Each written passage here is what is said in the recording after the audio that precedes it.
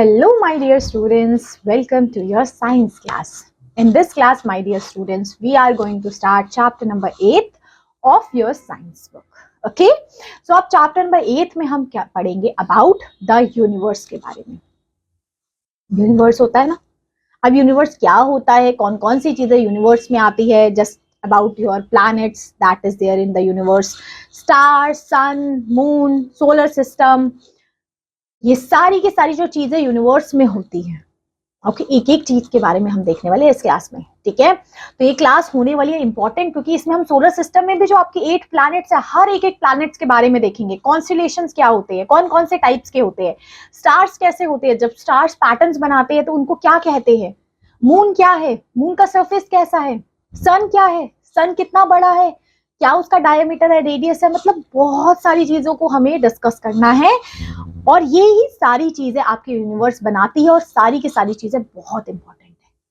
ठीक है, तो ये क्लास और ये चैप्टर होने वाला है इंपॉर्टेंट एंड इंटरेस्टिंग. तो आइए अपनी क्लास को और अपने इस चैप्टर को शुरू करते हैं. सबसे पहले इंट्रोडक्शन से. इंट्रोडक्शन में क्या लिखा है? During the day if we see the sky what do we see. दिन के समय अगर आप स्काई को देखते हैं तो आप क्या देख पाते हैं या क्या ऑब्जर्व कर पाते हैं?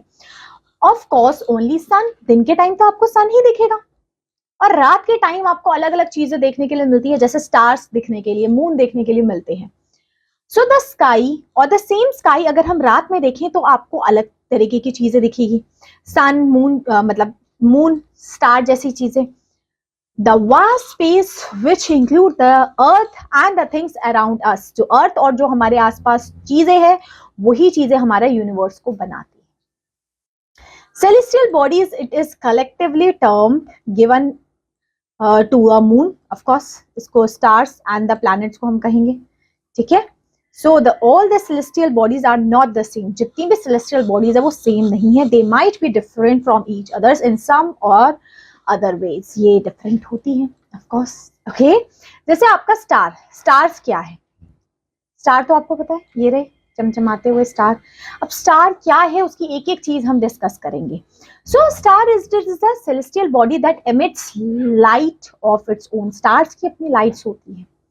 ठीक है, they are very big in size and yet they appear so small because they are far from us. वो बहुत बड़े होते हैं बट छोटे दिखते हैं क्योंकि वो हमसे दूर है, इस वजह से छोटे दिखते हैं. The stars that we see in the sky are thousands of year और thousands of light years away from the planet earth. One light year is the distance traveled by the light in 1 year. 1 light year means कितना distance एक light year में travel किए, सो 1 light year कहते हैं. Okay, फिर लिखा है our sun is also a star. Sun भी एक स्टार है. In fact the sun is the closest star from the planet. Sun हमारा क्लोजेस्ट स्टार है प्लैनेट से.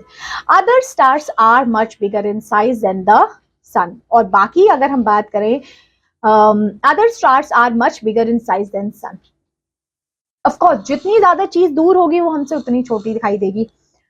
The nearest star is the nearest star to our planet other than the sun is Proxima Centauri. That is 4.22 light years away. इतनी दूर है वो.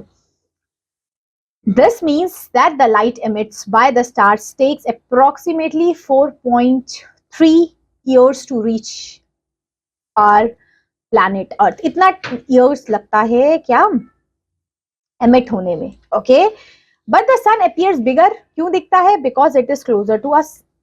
Star emit heat as well as star heat भी emit करते हैं जैसे sun की तरह.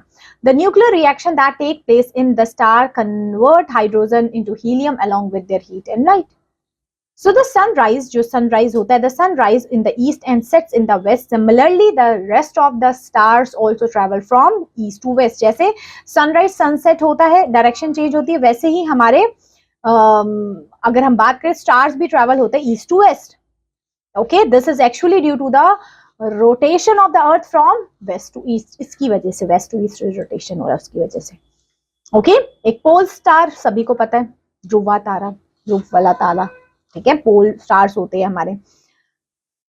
Some stars are millions of years away from the earth. कुछ ऐसे भी स्टार्स है जो बहुत दूर है बाई अर्थ से. This means that the light emits by these stars take millions of year to reach the planet. Of course जो ये स्टार्स लाइट वो इतनी दूर है कि अगर वो लाइट एमिट भी करेंगे तो मिलियंस ऑफ ईयर लग जाए अर्थ तक पहुंचने के लिए उसको. तो stars can seen in the sky in groups. अगर हम ग्रुप्स में देख पाते हैं स्टार्स को, each groups has millions of stars. एक हर ग्रुप में बहुत सारे स्टार्स है. इन्हीं ग्रुप्स ऑफ स्टार को एक गैलेक्सी का नाम दिया जाता है. और ये जो पैटर्न फॉर्मेशन करते हैं ग्रुप ऑफ स्टार को गैलेक्सी कहते हैं, और जो ये पैटर्न फॉर्मेशन करते हैं स्टार्स इनको कॉन्स्टेलेशंस कहते हैं. अब कॉन्स्टेलेशंस कौन कौन से टाइप के अगर देखते हो ना, हम स्टार हम आसमान में देख के खुद ही अनुभव लगा लेते हैं, खुद ही आइडिया ये ऐसे दिख रहा है. ये स्टार को अगर हम कंबाइन करें या ये जो पैटर्न फॉर्म कर रहा है ये बियर जैसा पैटर्न लग रहा है हमें, ये एम बन रहा है, ये डब्ल्यू बन रहा है. तो यही कॉन्स्टेलेशन है जो हमें दिखाई देखने के लिए पैटर्न देखने के लिए स्काई में मिलते हैं.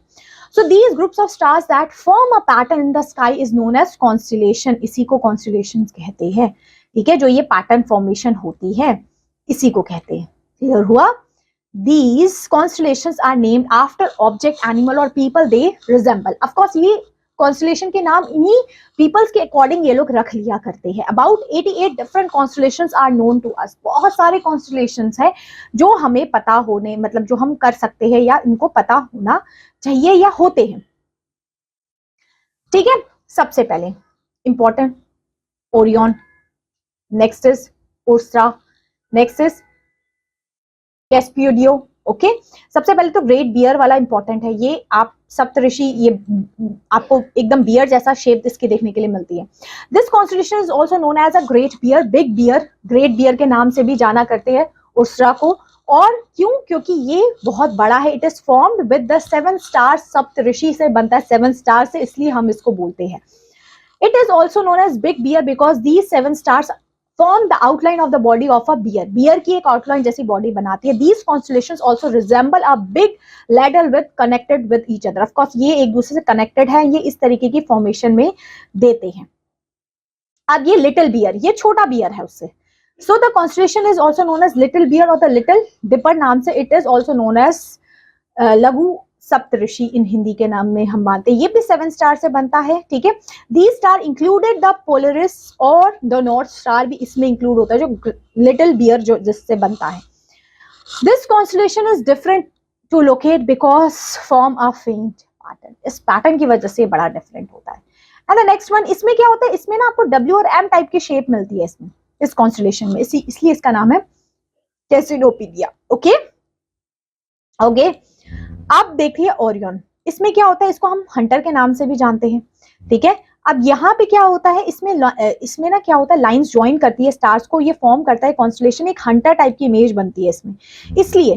ठीक है, इसलिए हमने इसका नाम ये रख दिया. ठीक है, जिस टाइप की शेप बन रही है उसका ही नाम रख दिया. फिर अब हम बात करें अपने आगे जो कि है the constellation help us to locate the bigger star known as Sirius. जो बिगेस्ट स्टार जिसका नाम क्या है, Sirius. Okay, to locate the star observe the 3 star that forms the waist of a hunter. जो सबसे ब्राइटेस्ट स्टार आपको दिखेगा ना वो यही है. ओके, फिर अगर हम बात करें this constellations contain 7 brightest stars along with other faint star. कुछ brightest star आपको दिखेंगे, कुछ थोड़े faint होते हुए stars दिखेंगे. It form a shape of scorpion type की जो visible होता है आपको summers में. ठीक है, फिर क्या लिखा है, the solar system is a part of galaxy called Milky Way galaxy. Solar system एक पार्ट एक गैलेक्सी का है जिसको हम क्या कहते हैं, मिल्की वे गैलेक्सी. कौन सी way galaxy, Milky Way galaxy. It consist of sun and the 8 planet that revolve around it and satellite asteroids का भी हमारे इसमें इंक्लूड होते हैं. The sun is located at the center of the solar system and the 8 planet revolve around it in a elliptical path में वो rotate होते रहते हैं, गोल गोल घूमते रहते हैं, जिसमें सन और आपके 8 प्लैनेट सारे के सारे आते हैं. The sun exert a gravitational force or a pull towards every celestial body in the system. Of course उनमें एक पुल होता है तभी तो वो अपनी अपनी ऑर्बिट पे घूमते रह रहे हैं. Just because of this force, this gravitational force keep all the planets and the other object in its orbit and make them revolve around the sun. इसी ग्रेविटेशन फोर्स के चलते वो सारे प्लैनेट्स रिवॉल्व होते रहते हैं अपनी ऑर्बिट पे। ओके, फिर बात करें द सन के बारे में, सूरज के बारे में। अब सूरज के बारे में क्या लिखा है? So when we see the sky during the day, अगर हम दिन के टाइम पे अपना स्काई देखते हैं तो हमें सन देखने के लिए मिलता है। जैसे रात में अभी हमने पढ़ा स्टार्स कैसे होते हैं, कैसे गैलेक्सी किसको कहेंगे, कॉन्स्टलेशंस क्या होते हैं, कौन कौन से टाइप्स के हैं, वो सब रात में होते हैं, रात में हमें देखते हैं। अब सन जो है, जो सबसे इंपॉर्टेंट है, जो हमें दिन में देखने के लिए मिलता है, जिसको सूर्य कहते हैं। अब क्या है ये? It is medium size compare to the other stars in the sky. ये मीडियम साइज का as compare to other stars. It is huge ball of fire, huge ball of fire के नाम से जाना जाते हैं। कहते हैं मेनली कंसिस्ट ऑफ हाइड्रोजन इसमें मिलता है। The temperature of the sun approximately 6000 degree Celsius का रहता है। Massive nuclear reaction take place होता है सन में कॉन्टिन्यूसली, जिसपे कन्वर्ट करता है हाइड्रोजन इनटू हीलियम में कन्वर्ट होता रहता है। यहाँ पे बहुत ज्यादा इसमें हीट होती है, इसलिए सन के पास तो क्या, एक डिस्टेंस तक भी जाना बहुत मुश्किल है। These reactions also give out huge amount of heat and light. Of course, इस जो रिएक्शन सन में होते रहते हैं जिससे हाइड्रोजन हीलियम में कन्वर्ट होता है, इससे बहुत सारी हीट एनर्जी रिलीज होती है। The sun is 1000 time bigger than the earth. Sun हमसे बहुत ज्यादा बिगर है, दिखता उतना सा है बट उससे कई गुना ज्यादा बड़ा है। It is approximately 1.4 million kilometres का इसका डायामीटर है, आप समझ ही सकते हैं। अब थोड़ा प्लैनेट्स के बारे में बात करें जो हमारे सन के चारों तरफ घूमते हैं, जिस फिक्स पाथ पे, उसको ऑर्बिट कहते हैं। तो सन के चारों तरफ ये सारे प्लैनेट्स रिवॉल्व हो रहे हैं, घूम रहे हैं, चल रहे हैं, ये एक फिक्स्ड ऑर्बिट की वजह से हो रहा है। The planet are categorize into the two groups, inner planets and outer planets. Inner planets में 4 प्लैनेट्स है, आउटर प्लैनेट्स में भी 4 प्लैनेट्स है, टोटल हमारे 8 प्लैनेट्स हो गए। ये रहे आपके इनर एंड आउटर प्लैनेट्स। आइए एक एक प्लैनेट्स को अच्छे से देखिए।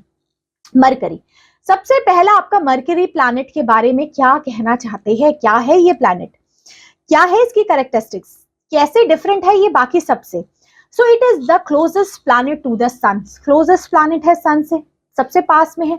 It is smallest planet in the solar system. अगर सोलर सिस्टम की बात करें तो ये छोटा प्लैनेट है सोलर सिस्टम में। It is not visible to us most of the time because it is hidden by the sun rays से ये हाइड होता है, क्योंकि बहुत छोटा सा है। Okay, it can seen only in the sunrise in the months of September and October during the sunset in the months of March and April में देखने के लिए मिलेगा। इसको हम मॉर्निंग स्टार और इवनिंग स्टार के नाम से भी इसको जानते हैं। ओके, सबसे छोटा प्लैनेट है। There can be no life, of course इस प्लैनेट पे कोई लाइफ पॉसिबल नहीं है। क्यों? हम बाकी सारे प्लैनेट को छोड़कर सिर्फ और सिर्फ हम रह पाते हैं किस पे? अर्थ पे, जस्ट बिकॉज यहाँ पे लाइफ पॉसिबल है। यहाँ पे एयर है, वाटर है, लैंड है, इसलिए हम इस प्लैनेट पे रह पाते हैं, बाकी किसी प्लैनेट पे नहीं रह पाते। ठीक है, so there can be no life on this planet because it is extremely hot and lack water and atmosphere which prevent the ultraviolet rays from the sun falling on the surface. क्योंकि इसमें ultraviolet rays भी नहीं है, पानी भी नहीं है, हवा भी नहीं है, इसलिए यहाँ रहना मुश्किल है। Then second planet Venus. Venus को हम इवनिंग स्टार के नाम से भी जानते हैं। ये सेकेंड प्लैनेट है after mercury. Venus is also very hot and cannot seen only before the sunrise and after the sunset. It is the brightest object in the sky and it is also referred to the evening star. It has no satellite and rotate from east to west. ये rotate करता है। Okay? ये planet का rotation लिखा गया है। Venus hottest planet है हमारा solar system में। Okay, Venus is the hottest planet in the solar system and even when the Mercury lies closer to the sun, because the atmosphere around the Venus contain carbon dioxide which trap the heat of the sun making it hotter. क्यों? क्योंकि इसका surface CO2 का बना है। ठीक है, इसके surface में तो CO2 तो ट्रैप कर लेता है सनरेज को, इसकी वजह से। फिर आपकी पृथ्वी आ जाती है, आपका अर्थ आ जाता है, जहां आप लोग रहते हैं, ये प्लैनेट। अब इस प्लैनेट के बारे में क्या बताया गया है? So it is the only planet in the solar system where the life is known और एग्जिस्ट। जहां जिंदगी है, जहां लाइफ है, जहां आप रह पाते हैं, ये वही प्लैनेट है जिसको ब्लू प्लैनेट का नाम भी दे दिया करा है, देते हैं हम ब्लू प्लैनेट। इसको ब्लू प्लैनेट क्यों कहेंगे? क्योंकि ये ब्लू कलर का मोस्ट ऑफ द सरफेस का ब्लू होता है। ओशंस वगैरह आपको देखने के लिए मिलेंगे इसमें। यहाँ पे फेवरेबल कंडीशन है, हवा है, पानी है, एटमॉस्फेयर है, यूवी रेस से प्रोटेक्ट करने के लिए हमारे पास आपकी ओजोन लेयर है। सो यहाँ पे आप लाइफ पॉसिबल है, that's why we can live. So it has atmosphere as I already told. हमारा अर्थ में क्यों रह पा रहे हैं? It has atmosphere. So the earth is surrounded by a blanket of air. जो एयर की ब्लैंकेट है इसी को तो एटमॉस्फेयर कहेंगे हम. क्या कहेंगे? Atmosphere. This atmosphere contains ample amount of oxygen required by all the living beings survive. यहाँ पे ample amount of हमें ऑक्सीजन चाहिए सर्वाइवल के लिए. This has no ozone layer that trap to the ultraviolet rays coming from the sun. यहाँ पे कोई भी ओजोन लेयर नहीं होती जो ट्रैप कर पाए आपकी इन रेज को. Hence, preventing it from reaching the surface of the earth. The atmosphere also contain carbon dioxide required by plants to carry out photosynthesis. बिल्कुल सही. यहाँ पे आपको कार्बन डाइऑक्साइड जैसी चीज मिल जाएगी जो प्लांट्स में फोटोसिंथेसिस करती है. इसी प्लैनेट में आपको पानी भी मिल जाएगा. बाकी प्लैनेट्स में हवा है तो पानी नहीं है, पानी है तो कुछ नहीं, मतलब कुछ ना कुछ है नहीं, या तो कुछ भी नहीं है या कुछ है तो कुछ नहीं है. एक अर्थ ही है जहां सब कुछ चीजें, लाइफ कंडीशंस आपको देखने के लिए मिलेगी. So the planet earth is covered by the water bodies that sustain life on the planet. यहाँ वाटर बॉडीज है जिसकी वजह से लाइफ सस्टेन हो पाती है हमारे इस प्लैनेट पे. It is only planet that contain water in the vast amount. यहाँ एक ऐसा प्लैनेट है जहाँ पानी आपको देखने के लिए मिलेगा. The temperature of the earth is neither too hot neither too cold. Of course एकदम सूटेबल टेम्परेचर है फॉर सर्वाइवल. ना ज्यादा गर्म ना ज्यादा ठंडा. That is best for it. और मून इसकी नेचुरल सैटेलाइट है. दैट मीन्स इसके चारों तरफ घूमती रहती है, नेचुरल है, no man made. Now the fourth planet is your Mars. Mercury हो गया, वीनस हो गया, अर्थ हो गया. अब ये लास्ट आपका इनर प्लैनेट में जो आपका मास है वो क्या है? रेडिश होता है. ये फोर्थ प्लैनेट है. रेडिश कलर का आयरन कंटेंट की वजह से इसमें सॉइल इसकी रेड दिखती है. Mars resemble earth in many aspects. काफी चीजों में मार्स अर्थ से रिजेंबल करता है. इसलिए साइंटिस्ट आजकल बहुत सारी डिस्कवरीज कर रहे हैं. इन्वेंशन मतलब साइंटिस्ट खोज रहे हैं कि मंगल पे कैसे हम घर बसा सकें, वहां कैसी लाइफ पॉसिबल है, क्योंकि अर्थ तो बहुत ज्यादा पॉल्यूटेड हो गया है. तो maybe in future we have to stay in the other planet. So scientist are inventing all these things. So Mars resemble earth in many aspect. The presence of the thin layer of atmosphere that contain carbon dioxide, nitrogen, oxygen and water vapour is one of the features जो आपको इसी Mars किसमें मिलेगा? Planet में मिलेगा. इसी Mars planet में एक लेयर है एटमॉस्फेयर के जिसमें आपको कार्बन डाइऑक्साइड, ऑक्सीजन, नाइट्रोजन जैसी गैसेस मिल गई है. That means air is there. It has two satellite, Phobos and Deimos नाम से दो सैटेलाइट भी हैं हमारी. जैसे अर्थ की नेचुरल सैटेलाइट है वैसे इसकी भी है. Whether life can exist on Mars, it is a debatable topic. आज के टाइम पे ये बड़ा डिबेटेबल टॉपिक है. लोग इन्वेंट कर रहे हैं, इन्वेंशन चल रही है इसमें कि क्या मार्स पे भी जिंदगी है, क्या हम वहां पे भी रह सकते हैं. नाउ द फिफ्थ प्लैनेट, जो अब हम आउटर प्लैनेट की तरफ मूव हो गए. इनर प्लैनेट हमने चारों डिस्कस कर लिए. Outer planet Jupiter. ये क्या है, ये कैसा है, इसके क्या फीचर्स है? So it is the fifth planet from the sun. से ये फिफ्थ प्लैनेट आपको देखने के लिए मिलेगा. Okay, it is also the biggest planet in the solar system. तो बड़ा प्लैनेट भी है. The Jupiter is one of the brightest object in the sky after the moon and the planet Venus. ये सबसे ब्राइटेस्ट है after Venus, क्योंकि Venus सबसे brightest है. When observe through a telescope, Jupiter आपको सबसे बड़ा देखने के लिए मिलता है. रेड स्पॉट्स आपको देखने के लिए मिलेंगे. ठीक है. और इसका गैनीमीड इसकी नेचुरल एक सैटेलाइट है सबसे, जो जुपिटर की है. अब सैटर्न की है. सैटर्न आपकी शनि जिसको हम कहते हैं, ये हमारा, ये एक ऐसा इकलौता प्लैनेट है जहां जिसकी रिंग है. ऐसे रिंग वाला प्लैनेट है सैटर्न. इसकी टाइटन क्या है? इसका the biggest moon of Saturn is Titan. Okay, so they are bigger than Mercury. Mercury planet से भी बड़ा है इसका मून. ठीक है. नेक्स्ट इज यूरेनस, जो आपको सेवेंथ प्लैनेट मिलेगा सन से. It has third biggest planet है ये हमारा सोलर सिस्टम का. ठीक है. ये क्या है? रोटेट होता है अपनी एक्सिस पे. ओके. और ये क्या है? ये ब्लू ब्लू कलर का दिखता है. And the Neptune is the last planet of your solar system. Okay, तो ये नेपट्यून है. It is the 8th planet from the sun. ये 8th प्लैनेट है हमारी सन से. It has outer most planet in the solar system. सबसे outer most एकदम bluish greenish colour का ये रहता है. तो ये सारी चीजें इंपॉर्टेंट है. ये इतना भी नहीं है याद करना कि इसका डायमीटर क्या है, कितने डेज लगते हैं. थोड़ा बहुत आइडिया हो तो इट इज ओके. ये ध्यान रख लें अर्थ का नंबर ऑफ सैटेलाइट्स कितनी है, इसकी कितनी है, चेंज भी होती है. ठीक है. चलिए, अब हमारा एक ड्राफ्ट प्लैनेट जो प्लूटो था अब नहीं रहा, गुम. ठीक है. तो प्लूटो है. अदर सेलेस्टियल बॉडीज, और कौन कौन सी सेलेस्टियल बॉडीज आपको देखने के लिए मिलेगी? That is your asteroid. सबसे पहले प्लैनेट, सोलर सिस्टम, सन, ये सब है. और क्या है? एस्ट्रॉइड, एस्ट्रॉइड क्या है बेटा? अब एस्ट्रॉइड हम बोलेंगे दे आर द रॉक्स और metal and the rocks of different sizes. ये रॉक्स है, मेटल है, रॉक्स, और वो भी डिफरेंट साइजेस के। अ ग्रुप और a large group of asteroid occupied the space between the planets Mars and Jupiter. ये आपको मार्स, जुपिटर, प्लैनेट्स के बीच में जो स्पेस है उसमें ये देखने के लिए मिलते हैं। एक एस्ट्रॉइड बेल्ट है उसकी पूरी, जहां आपको ये सारे एस्ट्रॉइड ऐसे वाले देखने के लिए मिलते हैं। द बिगेस्ट एस्ट्रॉइड आपका है more than 100 kilometers in diameters का है ये।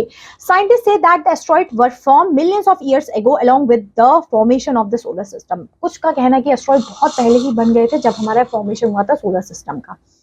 फिर आपके कॉमेट्स ये भी होते हैं। Comets are made up of gas and dust particle से बनते हैं। They revolve around the sun on their elliptical path. एक ऑर्बिट पे ये मूव करते रहते हैं, ठीक है। इसकी एक टेल लाइक स्ट्रक्चर रहता है। अब मेट्रॉइड, मेटोर्स एंड मेट्रोड्स क्या है? ये भी इसी तरीके से रॉक के पीसेस है ना, जो हमारे एटमॉस्फेयर पे आके गिरते हैं। सो मेट्रॉइड्स क्या होते हैं? Often passes through the earth surface. कभी कभी अर्थ सरफेस पे आ जाते हैं, गिर जाते हैं, टकरा जाते हैं और डैमेज कर देते हैं। As it passes through the earth atmosphere it is gas get push backward that looks like a long tail. और ये कभी कभी आपको इस तरीके की देखने के लिए मिलते हैं। So when such phenomena is seen in the sky, we call it as a shooting star। कभी कभी ऐसे phenomena को हम shooting star या meteor कह देते हैं ऐसा। Now we can know a shooting star is actually a meteoroid passing through the Earth's surface। By the time a meteoroid reaches the Earth's surface, it can burn completely। एकदम इस तरीके से burn हो जाता है। फिर आगे हम मून के बारे में पढ़ते हैं। अपना मून ये क्या है? So the moon is the natural satellite of the Earth। It is 1/4 in size में रहता है of the earth के। the moon has no atmosphere। of course moon का कोई atmosphere नहीं है, कोई gravity नहीं है। due to the absence of the atmosphere the meteoroid falls on the surface create craters। इसलिए इसका कोई atmosphere नहीं है, इसलिए इसमें आपको craters, holes, खड्डे देखने के लिए मिलते हैं, ठीक है। so the moon does not have light of its own। moon की अपनी कोई लाइट नहीं है। the light वो एंटर करता है, जो एमिट करता है, चमकता है, वो सन की लाइट से होता है, ठीक है। इसलिए आपने सन की अलग अलग फेजेस आपको देखने के लिए मिलते हैं, क्योंकि it depends upon the sunlight. जितनी सनलाइट उस मून पे पड़ रही है उतना वो सरफेस ऑफ मून का आपको दिखता है। Sometime we see only a thin crescent shape of moon and sometime we do not see the moon at all. कभी बिल्कुल छोटा मून दिखता है, कभी बहुत बड़ा दिखता है। दीज फेजेस, इन्हीं को कहते हैं हमारे फेजेस ऑफ मून। ये फेजेस है सारे मून की। The phases start with the new moon. Phase से हमारा शुरू होता है जब बिल्कुल सूरज बड़ा होता है आपका। फिर आपको देखेंगे मून छोटा छोटा होता रहता है, उसके फेजेस कम कम होते रहते हैं, ठीक है। कभी आप देखेंगे फुल मून, एकदम क्वार्टर मून, कभी नो मून हो जाता है आपका, ठीक है। तो क्या लिखा है? The phases start with the new moon. Phase से हमारा ये शुरू होता है। At this phase the moon is between the earth and the sun and the moon it is not visible. यहाँ पे आपको विजिबल देखेंगे नहीं। द मून, अगर यहाँ पे अगर हम बात करें, the moon then forms a crescent shape. अखा यहाँ पे आप एक क्रीसेंट शेप देखने के लिए मिलेगा, दिख रहा है आपको? मून अगर हम देखेंगे, मून की growing bigger every night until a complete semi circle shape उसकी हो जाती है। मीन्स वो एकदम पहले पतला होता है, देन फिर वो बड़ा बड़ा बड़ा हो जाता है। दैट मीन्स उसकी साइज चेंज होते रहते हैं, कम ज्यादा होते रहते हैं, ठीक है। ये चीज इंपॉर्टेंट है। देन आपकी आर्टिफिशियल इंटेलिजेंस भी या आर्टिफिशियल सैटेलाइट्स भी बड़ी इंपॉर्टेंट होती है ना। आर्टिफिशियल सैटेलाइट मींस ये एक ऐसी सैटेलाइट्स है जो आर्टिफिशियल है। दैट मींस ये नेचुरल नहीं है, ये आर्टिफिशियल है, ठीक है। इसको क्या करते हैं? ये इंसानों ने बना के स्पेस में छोड़ी हुई है, जो कोई ना कोई ऑब्जर्वेशन करती रहती है, ठीक है। सो आर्टिफिशियल सैटेलाइट क्या है? जैसे बहुत सारी सैटेलाइट्स हमने स्पेस में रिलीज की है ना, जो यहाँ पे रिवॉल्व करती रहती है, घूमती रहती है। अलग अलग पर्पस होता है इसका, ठीक है। यहाँ पे कुछ है जो क्लाइमेट्स को ऑब्जर्व करती है, कुछ है कम्युनिकेशन सैटेलाइट्स होती हैं, कुछ साइंस एंड के हिसाब से भेजी जाती है। तो ये सारी चीजें होती हैं। So different between natural and artificial satellite में क्या डिफरेंस होता है बेटा? So the artificial satellites are nearer to the surface of the earth than the natural one. Of course artificial जो सैटेलाइट वो हमारी जो अर्थ से पास में होती है as compare to natural satellite. दूसरा difference, the distance of the natural satellite from the surface of the earth can be adjustable unlike natural satellites cannot they have the fixed। Natural satellite का path आप change कर सकते हो, adjust कर सकते हो, artificial का, नेचुरल सैटेलाइट का तो पाथ फिक्स है, उसको आप चेंज नहीं कर सकते, ठीक है। अब यूजेस देखते हैं नेचुरल सैटेलाइट्स को हम कहाँ कहाँ यूज कर रहे हैं, कहाँ कहाँ यूज होता है हमारा। सबसे पहले artificial satellite is use to forecast weather, सबसे पहले वेदर फॉरकास्टिंग में, वेदर आइडेंटिफिकेशन में, वेदर इंफॉर्मेशन में सबसे पहले हमारी ये सैटेलाइट यूज होती है। So it can give information on the upcoming cyclone and tsunami, कभी सुनामी फ्लड आने वाला है तो उसकी कंडीशंस आपको बताता है। Artificial satellites help us to collect informations about one planet and other celestial bodies. किसी भी planet, किसी भी bodies की informations collect करनी है तो आप इससे कर सकते हैं। Artificial satellite is also used in the communication technology में भी हम इन satellites का use करते हैं, जो आजकल हम messages, phone calls कर पा रहे हैं, messages भेज पा रहे हैं, इंटरनेट यूज कर पा रहे हैं, ये सब satellites की help से हो रहा है। So artificial satellite is used in defense of one's country. Country के डिफेंस में भी काम करता है। दैट मीन्स आजकल सैटेलाइट्स व्यू से पहले ही कोई डेंजर आने वाला होता है या आएगा तो वो पता चल जाता है, वार्निंग आ जाती है, एनिमीज से प्रोटेक्शन मिल जाती है। So type of artificial satellites called the remote sensing satellite is used to surveillance के लिए हम यूज करते हैं, है ना, जब सर्विलेंस जहां हम नहीं पहुंच पाते तो हम इससे मेजर कर पाते। तो ये था आपका पूरा का पूरा चैप्टर। इसमें हमने एक एक चीज देखी कि क्या है आपका पूरा सोलर सिस्टम, कौन कौन से प्लैनेट्स है, सन क्या है, मून क्या है, सैटेलाइट्स क्या है, नेचुरल सैटेलाइट्स क्या है, आर्टिफिशियल क्या है, ये सारी चीजें हमने कवर की। यस, होप सो आपको अच्छा लगा, ये क्लास समझ में आई। यस, तो चलिए फिर ये खत्म होती है अब क्लास। अब हम मिलेंगे आपसे next class with a new chapter. Till then take care, bye bye.